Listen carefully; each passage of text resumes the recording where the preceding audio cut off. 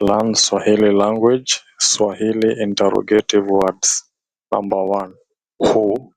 Who means nani. For example, who has come? Nani amekuja. Who has come? Nani amekuja. Number 2. What.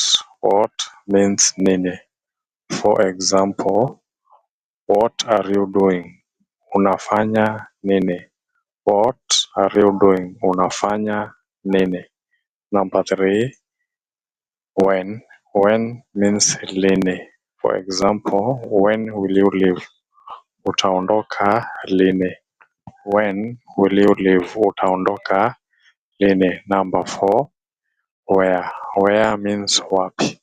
For example, where do you live? Unaishi wapi. Where do you live? Unaishi wapi. Number 5. Why. Why means kwa nini.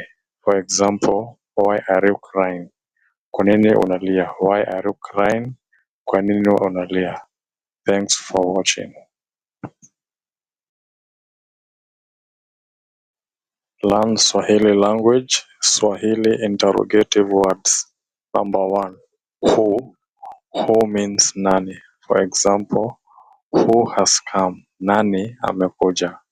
Who has come? Nani amekuja. Number 2. What. What means nini. For example, what are you doing? Unafanya nini. What are you doing? Unafanya nini. Number 3. When. When means lini. For example, when will you leave?